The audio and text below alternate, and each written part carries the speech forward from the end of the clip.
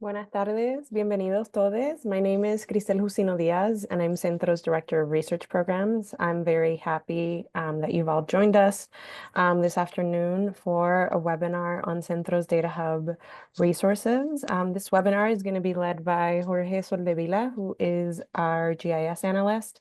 And over the next half hour or so, he'll be talking about the really wide variety of resources and tools that the Data Hub offers to folks doing research or just interested in data in general. And I'm just going to let Jorge take over. And thanks again for joining us.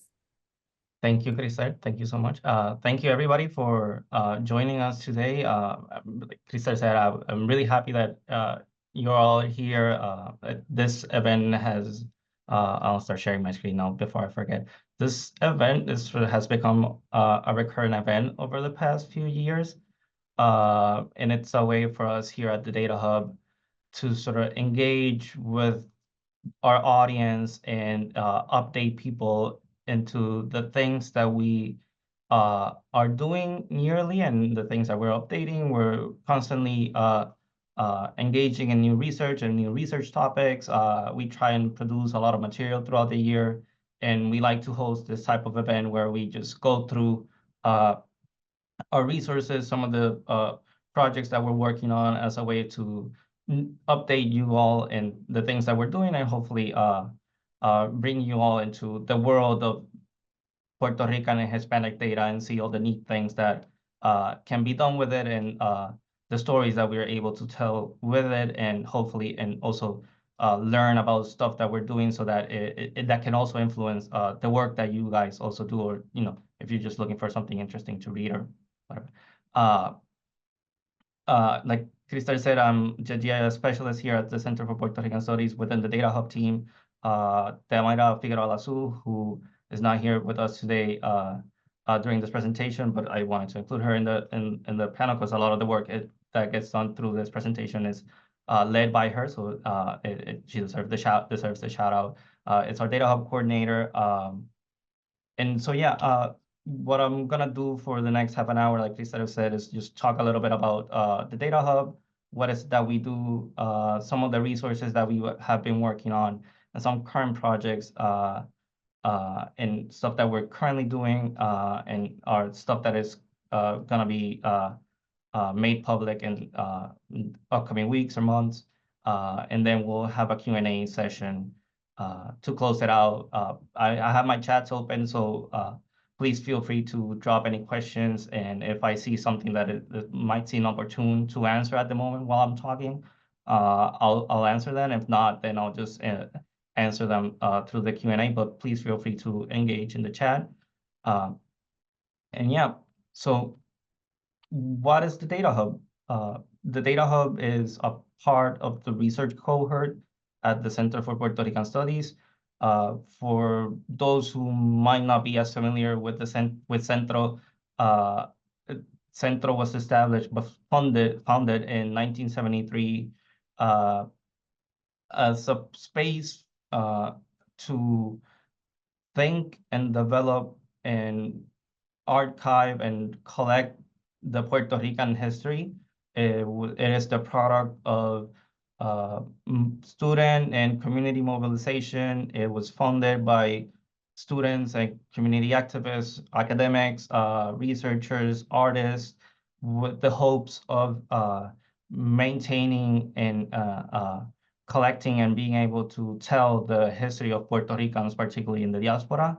The Data Hub sort of follows in this idea of maintaining and being able to tell and describe the history of the Puerto Rican community today, not only in the diaspora, but also in the archipelago. We do so through data-driven methods.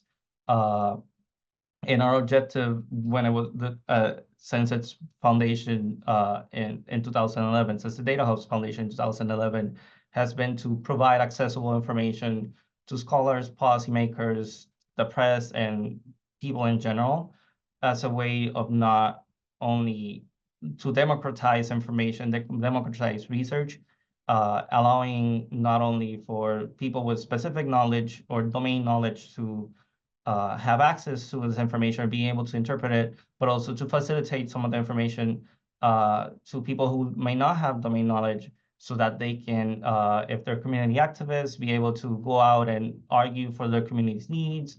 If they're policymakers, be able to sustain or promote whatever legislation they're trying to pass or something with solid numerical data-driven backup, which helps a lot of the time when trying to convince somebody that yes, there's a need for more public funds to be developed, to be allocated for public parks in this part of New York City, or there is a need for, I don't know, bilingual education in this part of Florida, because there's a growing number of Puerto Ricans or Hispanics in general.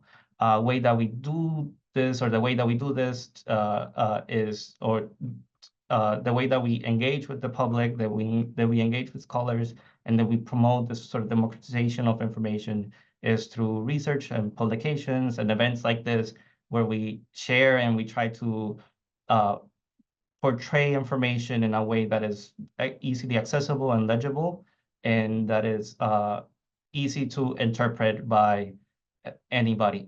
And sort of, I'll show you guys what I'm gonna do for the next couple of minutes, like probably like 20 minutes, is show you some of the tools and resources that we have developed and how they can be used by you guys. So like I said, we do a lot of reports and infographics, and these are some of the materials that we create. And let me just fly through this. One of our easiest and more useful tools are our infographics. These are visual representation of the most up-to-date socio-demographic information about Puerto Rican population. We do certain infographics for Hispanics, but for Hispanics, we only limit ourselves to the whole United States, New York and New York City. We do infographics for Puerto Rican population for all the states for which all the information that we incorporate are available. And that's not what I wanted to do. I have announced the infographics are available through our website. If you go to the CENTRO website, I'll just do the whole I'll just guide you through how to search it. I see a questions for, do you have a data for the years 1989, 1997? If you can place that question in the Q&A, I will answer it later because it's some rather more interesting conversation that I don't mind going into. I just put I would rather do that one during the Q&A session because it's gonna take me out of the whole gist of what I'm trying to do right now, and I'm gonna go into a diatribe like I'm doing right now. But if we go back here to Data Hub, we can go to Explore Reports. Perfect, thank you. And in reports and infographics, when we click Explore Reports, we can go into the report category here and filter for infographics. And you'll see that there's only one element to click. And what we've done is consolidate all the infographics that we have done into one single space.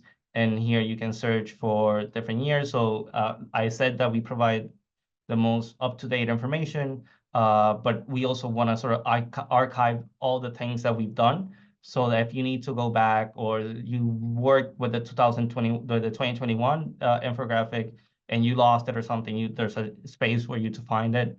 And again, if we go for the 2022, we can look at, say, for example, New York City. And what you'll find in this infographic is not only a visual representation via a map of Puerto Ricans in New York City, but also we get some basic information of total Puerto Rican population in New York,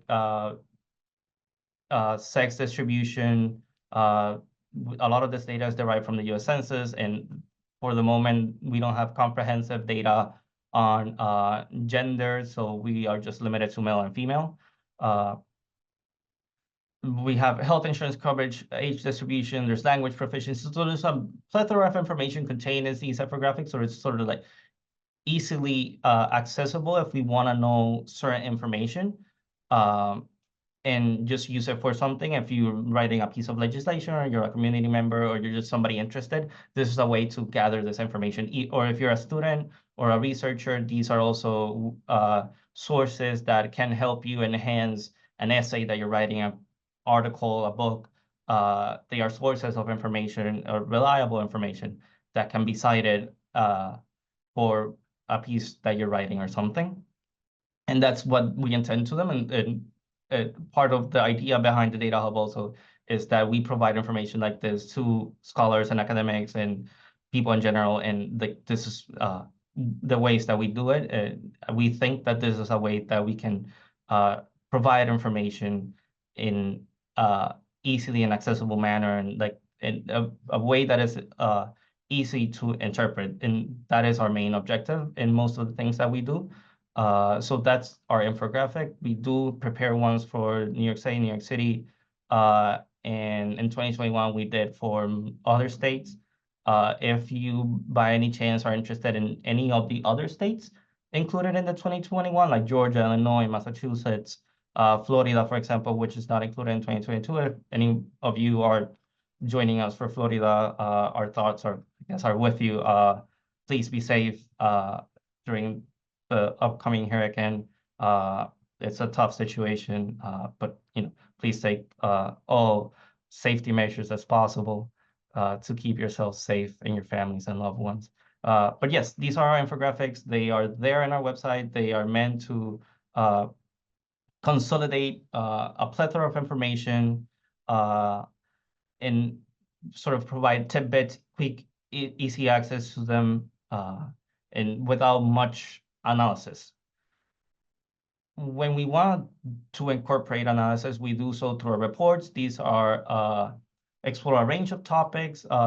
We've done in the past few years, we've done changes in how Puerto Ricans are identifying themselves in terms of race and ethnicity. We talked about redistricting in the United States. We talked about vulnerability of children in Puerto Rico, and about the pervasiveness of poverty in Puerto Rico. We've also written about uh, uh, Hispanic empowerment and their representation in the labor force of New York.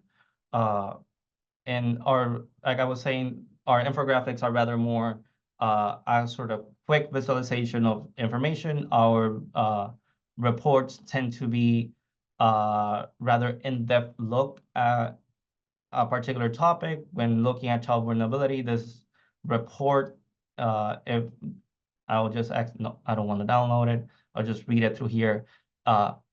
Provides not only a general idea of the vulnerability of children in Puerto Rico, and sort of like discusses what we consider is a landscape of vulnerability across the archipelago, but also describes sort of the methods and data that is behind the tool that we created. I'll showcase the tool later.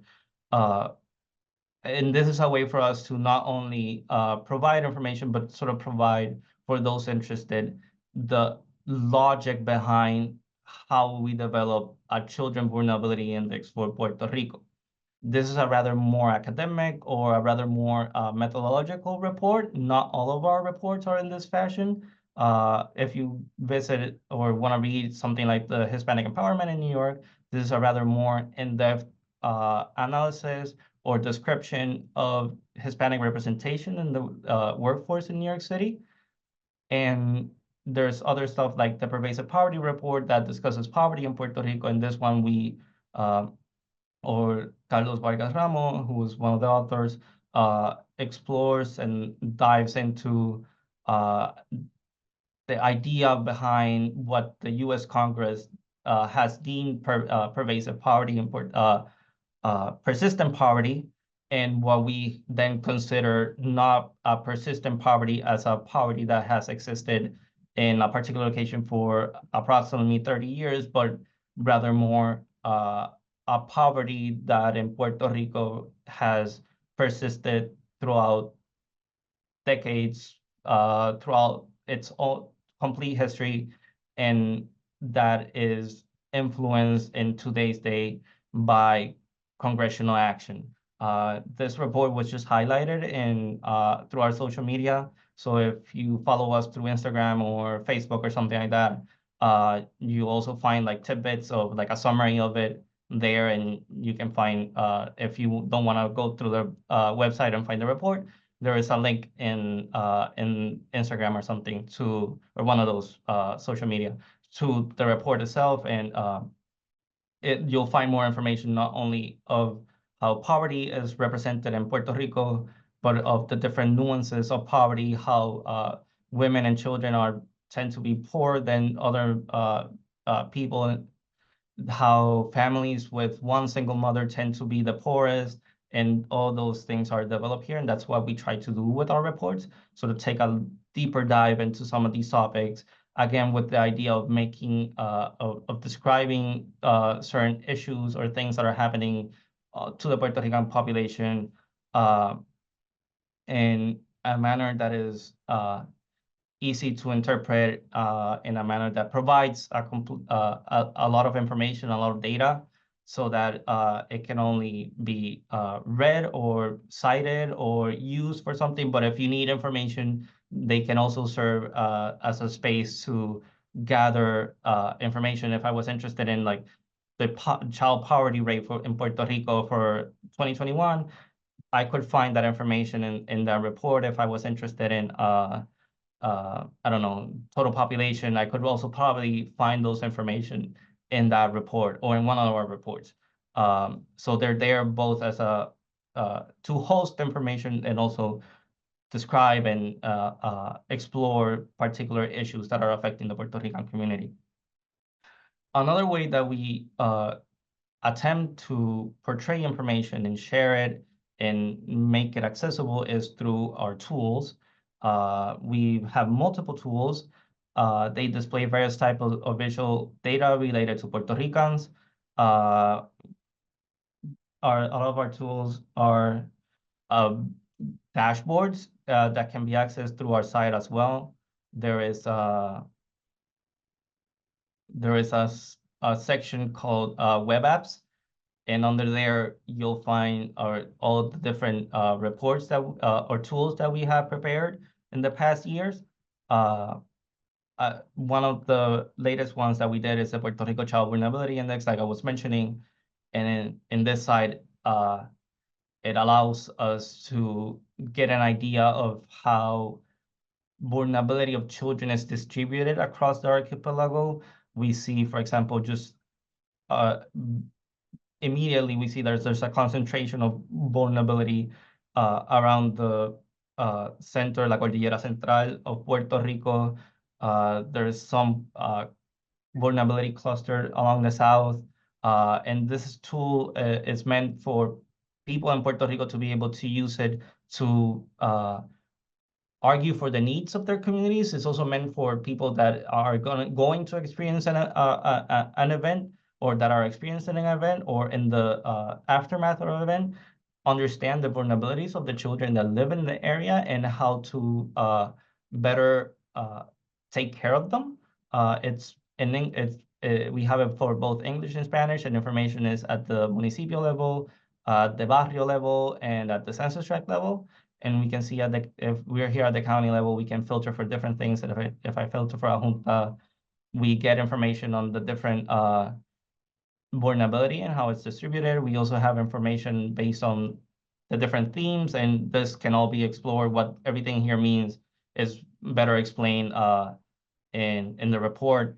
But we have here information on child population, their poverty rate, how many of the children in that area have disabilities, how many live in households that are uninsured, don't have insurance. We have other information like households with grandparents and stuff like that, just things that affect vulnerability of children and can be used by stakeholders, whoever they are, to improve the conditions upon which children live. And and we thought of this as a way to sort of try and make an impact in the Puerto people in Puerto Rico. We've also worked on open and closed schools, and we have a tool that showcases the locations of schools that at least were open in 2011, and that by 2021 they were closed. And our objective with this was to sort of try and display them and showcase maybe where our concentrations of schools being closed was located at. The data for this is also available to download. So if you're somebody interested in studying schools in Puerto Rico, you are able to download this data and use it for yourself in whatever research you're doing. We've done, this is our latest tool that we have produced, is the citizen age voting population. It contains, I'll try and open it now. It contains a bunch of information on citizen age voting population for Puerto Ricans and other Hispanics. And I see that it's not working very well, the display of it in my computer. I'm pretty sure this is something to do with the internet here at the work office, because outside of the university, it has been working very well. But it contains raw data and then percentages of the Puerto Rican citizen age voting population, of the Hispanic population, citizen age voting population, Hispanic voting population, and with different races, and allows different comparisons between the different groups. And we think it's a tool that can be very useful in the upcoming election cycle, just to understand where Puerto Ricans are and start thinking about how can they be either how their presence in certain areas can influence elections, or what can be their participation in upcoming elections. And we have a tool that focuses on the U.S. territories, and I'll move on to, because this is our big one, which is the state of Puerto Rican, the U.S. state Puerto Rican dashboard, the sociodemographic data of Puerto Ricans in the United States and Puerto Rico dashboard, or however it's called. And this is our way of also sort of just combining whatever was in those infographics. It's all also included here and more. And it's a way for us to centralize data that might be hard to find, might be just not worth it for people outside of sort of the scope of what we do, to go to the trouble of maybe going to the U.S. Census Bureau and downloading data. It can be, or in doing the analysis and whatnot, we have prepackaged information here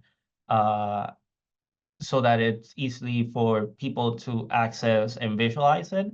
Our first tab is population, so it has the population of Puerto Ricans for every state for which data is available. And right now it's only updated to 2021. We're working to update it to 2022. And as data for 2023 is made available, we will also try and update that as soon as possible. We can select different geographies, or if I'm particularly interested in if I'm interested in a particular state, I can just select that. We can look at the percentage change between years and see where population has decreased or increased. In this case scenario, for example, between 2010 and 2021, New York was the only state that lost population, and Puerto Rico, they had a negative population change versus all the other states for which information is included here. And we see growth in places like Kansas and Oklahoma, where populations grew by over 100%. So that might just mean that in 2010 it was very small, and over 10 years, the growth has been exponential. I have friends living in those states, so I can vouch for the fact that people are moving to these spaces. There's job opportunities there. And sort of this is also the idea behind it. Know that and me just sitting here thinking through why can the population increase so much, we can start coming up with different ideas, maybe different solutions, avenues of research that we can dive into and stuff like that. Or if we wanted to look at other stuff, we can look at the distribution of age and sex. And here, for example, we can see the percentage of the population that by different age groups. So if and by year, and we can simplify this just by selecting a particular year. So if I wanted 2021, it'll standardize to the US and Puerto Rico, and we can see that for Puerto Ricans in general, the largest age group is between 35 and 64 years of age. That makes sense. Uh, we have aging populations and whatnot, so it's just stuff to think about. And sex. So if we're looking for research questions, this is a great space to inspire ourselves. If we need information on the Puerto Rican population, this tool is also a space to gather that information. There's stuff on health and insurance, and we can think of people with private or public insurance, public coverage like Medicaid and Medicare, and people that are not insured. And as in, for example, here in 2010, the margin of people with no healthcare coverage and the Puerto Ricans with no healthcare coverage in the U.S. was staggeringly high. Luckily, it has decreased, but and we see that there's been an increase in people with private healthcare coverage compared to people with public healthcare coverage. It's also interesting to think that the majority of the Puerto Ricans living in the U.S. have private healthcare coverage, while the majority of Puerto Ricans living in Puerto Rico have public healthcare coverage. It means that a lot of Puerto Ricans are dependent on Medicare and Medicaid, which the budget for which is dependent on every election cycle. There's also information on people with disability. There's housing information. There's income and poverty here, et cetera, et cetera, et cetera. There's a plethora of information, and it might get overwhelming, but it's a space for we think for people to explore, learn, and gather whatever information they might find necessary. In the case that whatever you're interested in is not included in any of these tools, these are our current projects. We are working on a couple of neat projects. The Citizen Age Voting Population Dashboard is our latest tool. It got released this week. But we're working on a lot of cool things for the upcoming semester.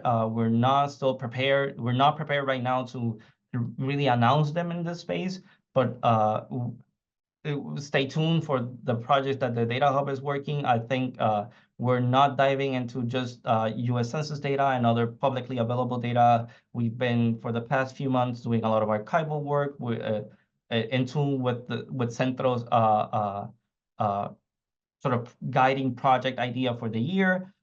We are really diving back into the history of Puerto Rico and Puerto Ricans in the United States. So please stay tuned and with our social media and whatnot, because I think our upcoming projects are very exciting, and I really think everybody's gonna love them.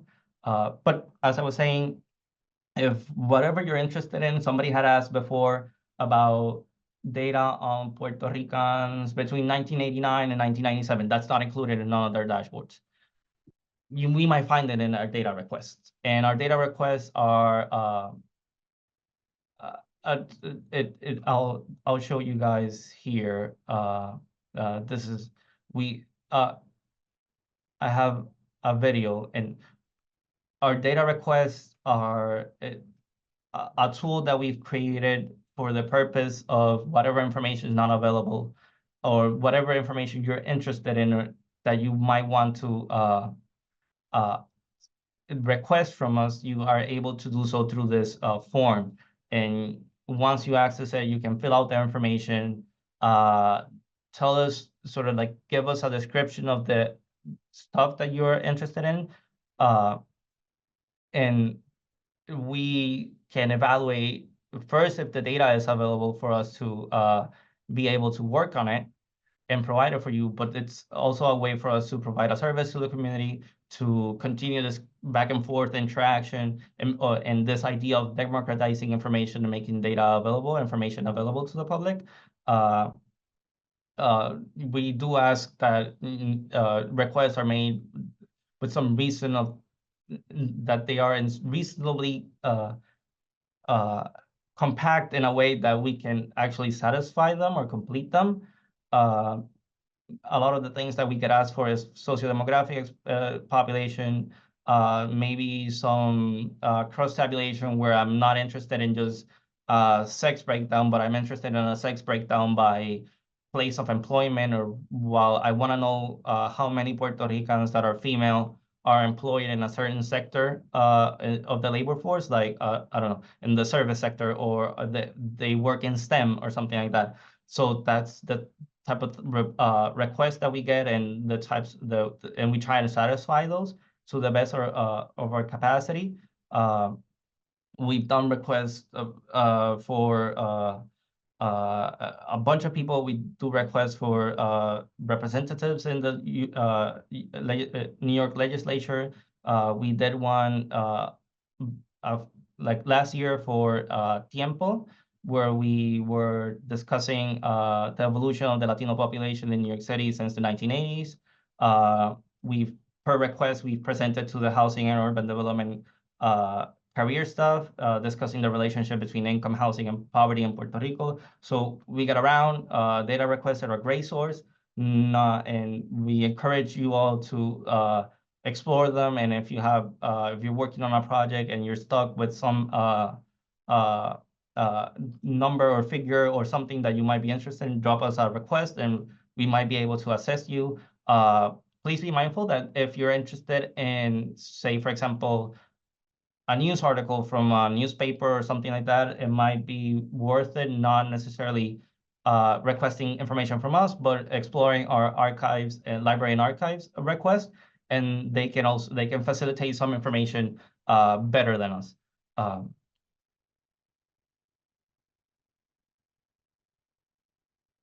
So yeah, we do suggest that you allow for at least 7 or 10 business days for us to review and respond to your request.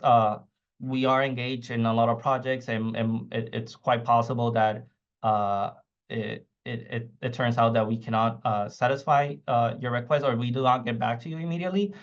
But we will eventually get back to you and hopefully be able to satisfy your request within a time frame that is suitable for you. If not, we can sort of work some arrangement or something. We try to get through all of them as quickly as possible. And yeah, with that, I think I can jump into the Q&A. Thank you. Sorry, I know that I've sort of ran through a lot of things, and I've talked about a million things, and I've sort of gone very quickly. But the idea here is to sort of give you guys an idea of what we're working on. Take this as an invitation to explore our website. Take this as an invitation to follow us on social media, to stay tuned for all the projects that we're doing. I wanted to get back to the 1989 to 1997 question. I believe it might have been answered already, because I don't see it in my Q&A. But I do have a book around here that I just think it's interesting to highlight. About information, late 1920s information for Puerto Ricans and other Hispanic groups. It is sort of available. It's a little bit trickier to access, but it is available, and we can work and to get a lot of those information. But I recently found this book, and I don't know if you guys can see it because I can't see myself.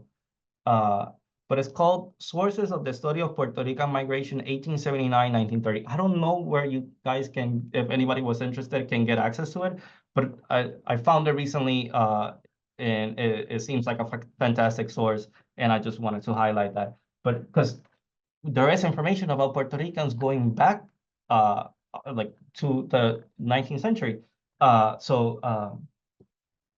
You know, the world of data is incredible, and whatever else that we can get access to, you know, you never know what you can find and be able to tell. There's a question that says, will this session be recorded and sent to attendees in the future? Yes. All Centro events, webinars that are hosted are recorded and provided, made available through our YouTube channel. So if you're interested in something that happened or you want to explore, you can explore the YouTube channel and see what other projects or webinars we've done. And not only stuff from the Data Hub, our conferences are also hosted there, and Merienditas, I think, are also hosted there. There's a bunch of things that are hosted in our YouTube channel. Please go check it out.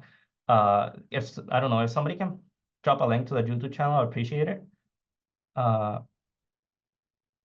I can put the name in the chat. I'll do it in a minute. There's a question, how is Centro acquiring this data? A lot of the data that, how is Centro deciding which topics it's focusing on when developing? So a lot of the data that we acquire or that we use is derived from data.census.gov, which is the site where the U.S. Census Bureau publishes a lot of its data or makes it downloadable. We also use data from IPUMS. IPUMS is micro use data. It's sort of like the microdata that the U.S. government uses to develop its estimates of the population, and we use those when we have to perform certain cross tabulations that are not already available through the U.S. Census Bureau. How is Centro deciding which topics it's focusing on when developing infographic, web apps, etc.? Well, previous to this year, a lot of our projects were either by demand or stuff that we thought might be interesting to look at. We did spend a lot of time working on subjects related to post-disaster recovery. Hurricane Maria was such an impact that a lot of our work was just on that. More recently, I think in the past like 2 years, we've reshifted the focus to talking about matters that are happening amongst the Puerto Rican diaspora. And we've sort of also spent a lot of time just thinking about basic socio-demographic information that we want to make accessible to people and easily accessible to people. But now when our new director, Dr. Jomaira Figueroa, we have a 5-year plan, and every year we have a different topic over which most of our projects are developed. This year's archiving. Somewhere in our sites or something, you'll be able to find a rather larger and better explanation of what the upcoming years are going to look like. But we're still doing other minor projects on the side that are focused on the different socio-demographic information or stuff that is happening among the diaspora or in Puerto Rico in general. How do you feel about the data that the Puerto Rico government makes available? We don't work a lot with data that is made available by the Puerto Rico government. The Puerto Rican government, and I have like 3 minutes, so I'm gonna try and fly through these last few questions. The Puerto Rican government provides data through different portals. There's an Instituto de Estadística de Puerto Rico, which has information. There's like 2 other data portals that they have. They all contain different things. A lot of the times, the information is like not up to date, or it might be missing something. So it gets tricky in working with them. But there is information, especially if you're interested in electricity, you can get information for or like power, not like power in Puerto Rico, like power generation and stuff like that, or not outages, but a lot of information related to the cost of electricity in Puerto Rico. You can get actually tabulated through, I forget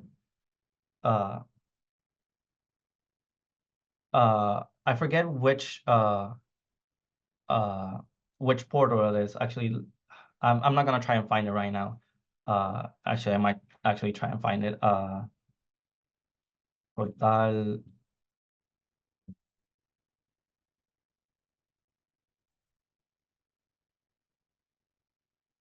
No, I'm not gonna be able to find it. I completely forget the name. Actually, let me close my share screen.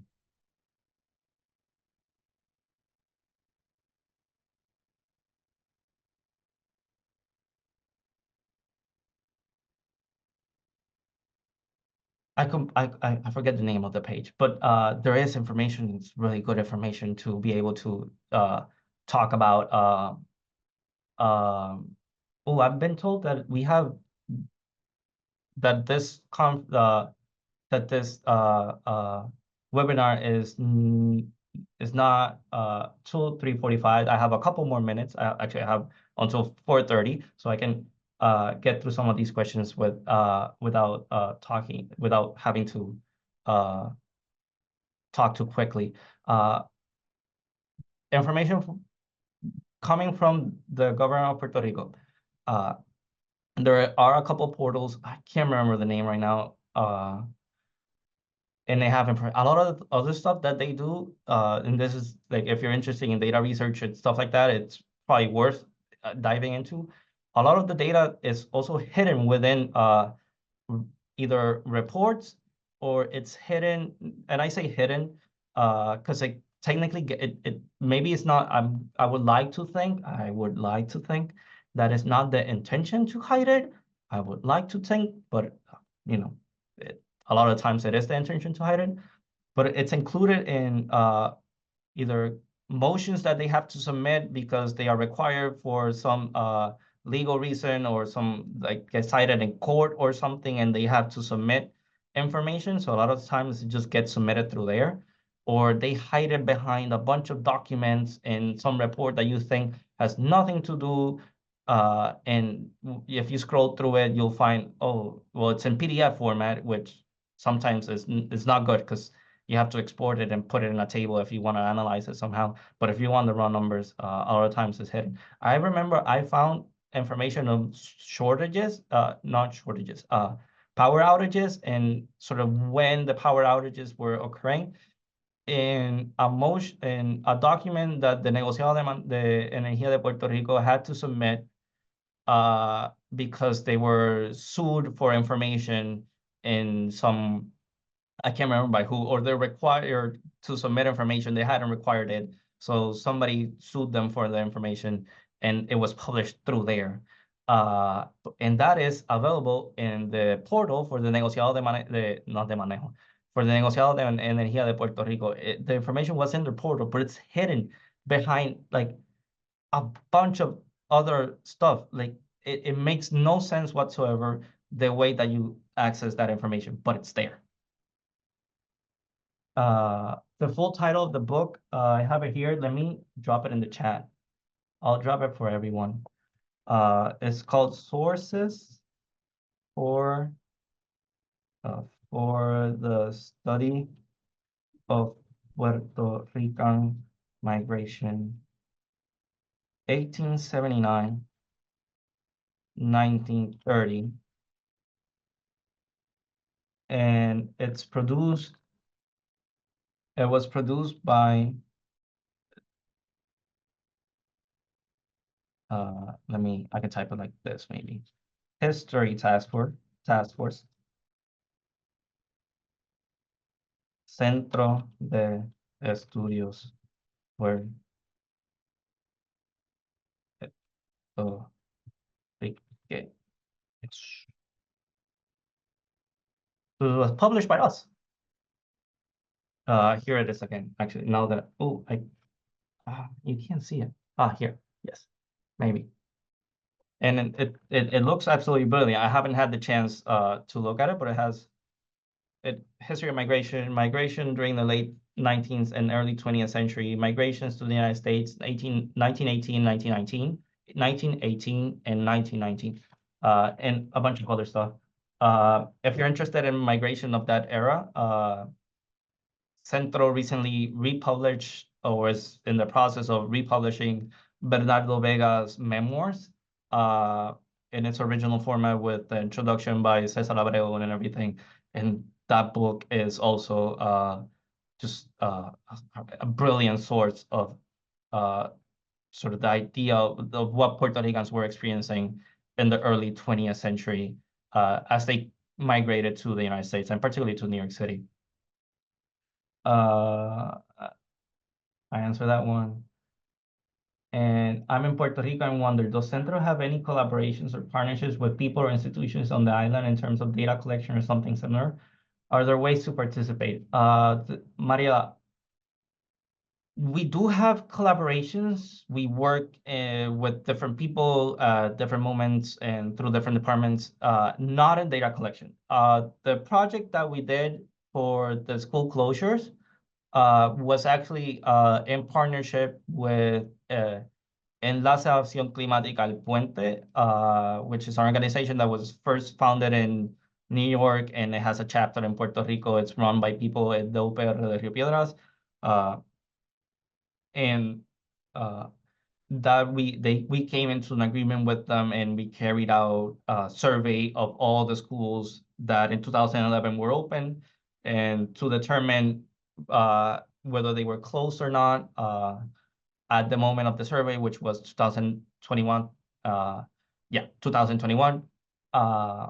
So we do engage in those types of agreement or relationships.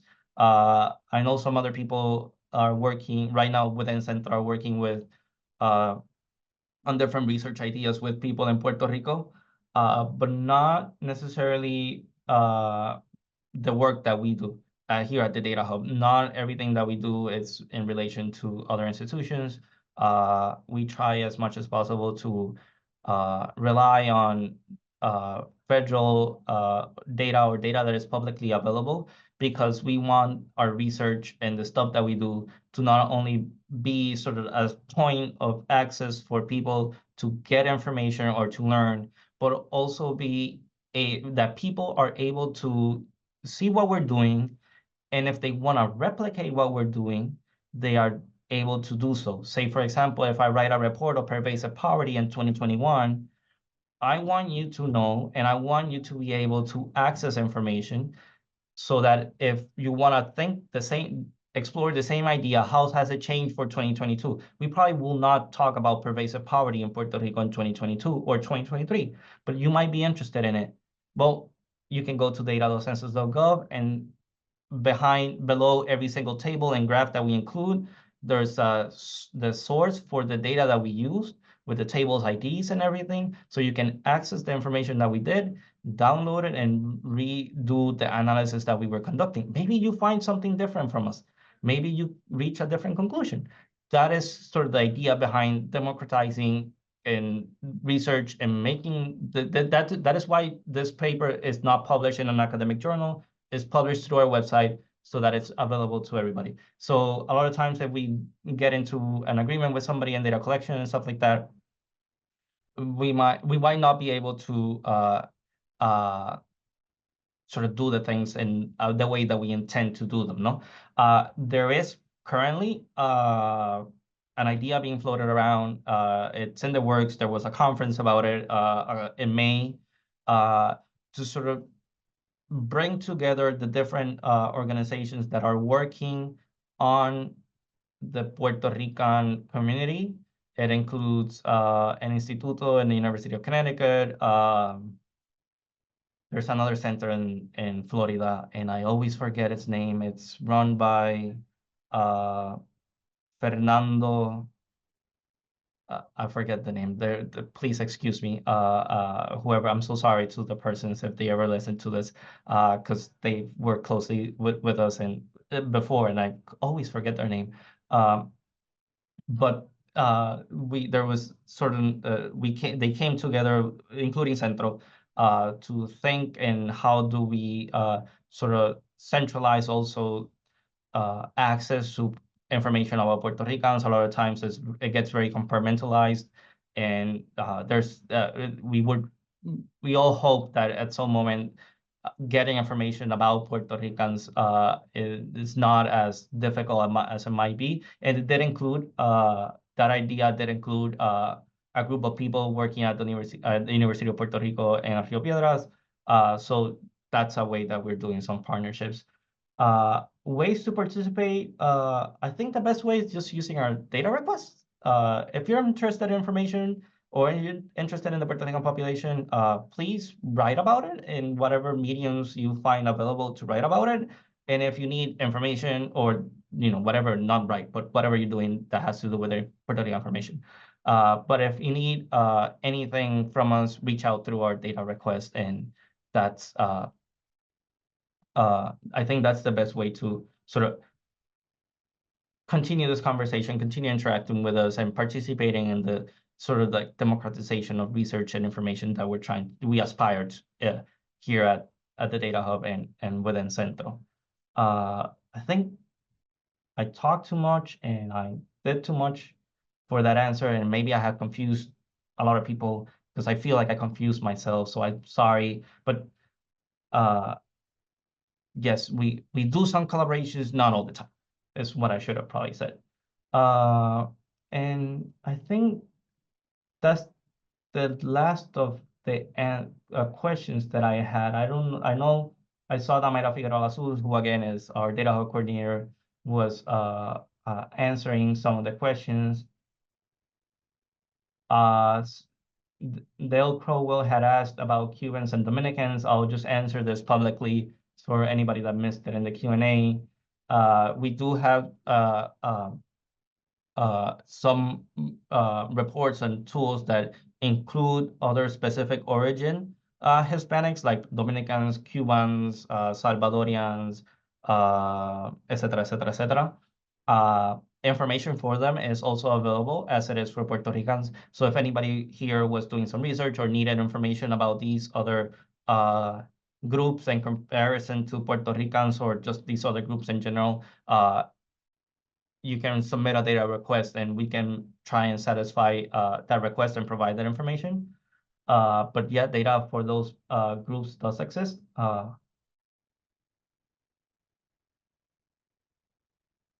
There's a question about would there be any data for the Caribbean populations like Haitians? Damaida had answered, yeah, like a lot of our products and stuff that we focus on is on the Spanish-speaking Hispanic community, particularly Puerto Ricans.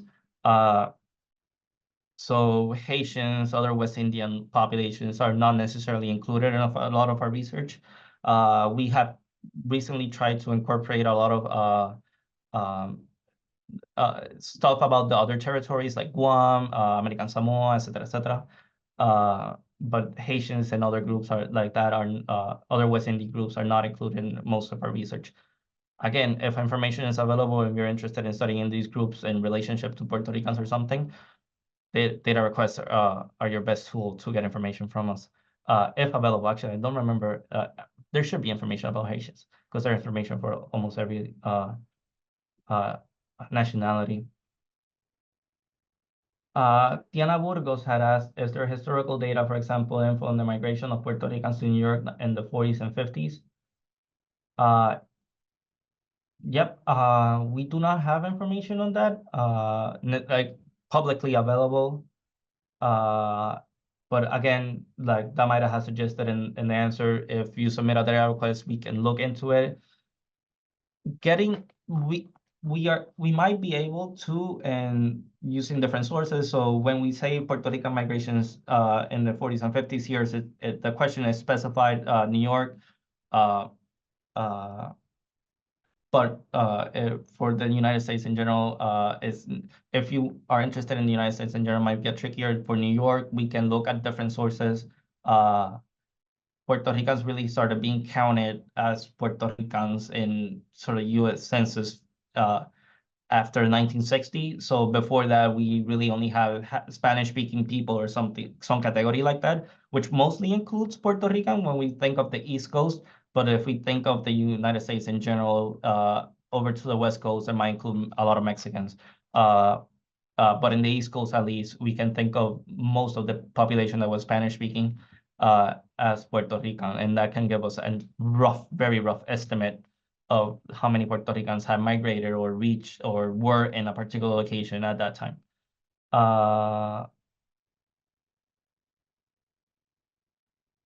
And Mariela Santos Muñiz had asked if photos from Centro's digital collection can be used for research.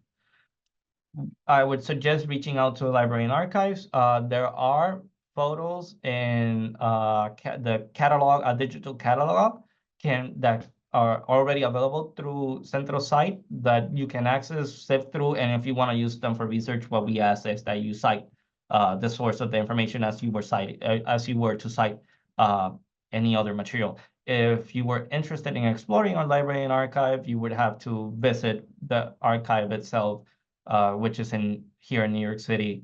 and schedule an appointment. But I would suggest if you're interested in anything from our library and archives, reach out to the library and archives directly. So, and I'll copy the link of their site and drop it in the chat for everybody also. And yes, I see no other questions. And I think I got through them all. I understand that this I can go for a bit longer, but I've already talked for an hour, and I see that some people have left because I've been talking for an hour, and that gets boring. So I don't want to keep you all here for eternity. No, I want to just keep babbling and talking and talking and talking, although I could very well do so. But yes, thank you all of you who join us today. We really appreciate you coming to these events. We do so with the intent of providing everybody with not only an update, but also like trying to inspire questions and ideas and inquiry into the Puerto Rican population. We're trying to do our best to sort of compile and describe the things that affect us and the things that we're doing that are awesome. And we hope that you continue following the work that we do and interacting with us either through social media or through data requests, which is are the best way to reach us. Thank you all so much. See you next time.